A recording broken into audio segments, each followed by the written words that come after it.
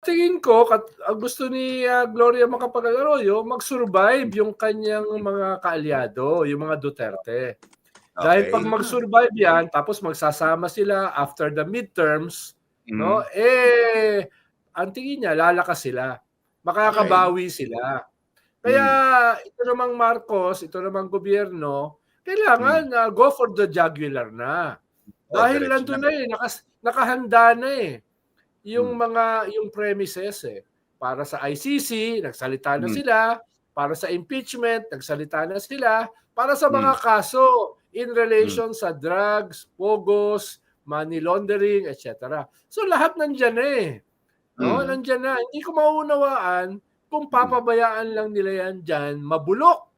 Yan. No?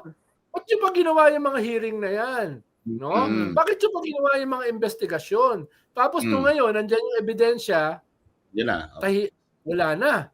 Diba? So, sila yung delikado after the midterms.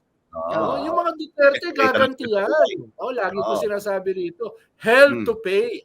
Hell to pay, no? So do you think something is brewing, Sec? From the Arroyos? Yeah, yung mga Arroyo, tahimik yan nag-ooperate. Tahimik yan nagpopondo. Halimbawa, ako, pupusta ako. Hindi ko lang alam kung sino makikipagpusta. Pupusta ako na pag nagkaroon ng impeachment, may mga magmo-mobilize sa kalsada. Nako, na hindi nagmo-mobilize sa may sug dati. Nako. Kung makakakita ka ng mga mobilisasyon. Whether that will be successful is another thing. I doubt it. Pero marami na yung naghahanda para dyan sa mga mobilization na yan.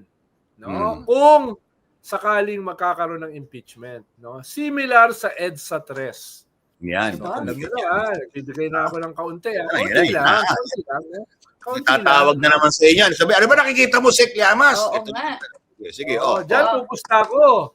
No, diyan pupusta ko na may mga naghahanda pag meron nagkaroon ng impeachment. Kaya ngayon, naglalabi na yung iba't ibang mga grupo at iba't ibang mga tao na wag matuloy ang impeachment, no? Ang panakot nila, pag matuloy yan, yari kayo. Yari.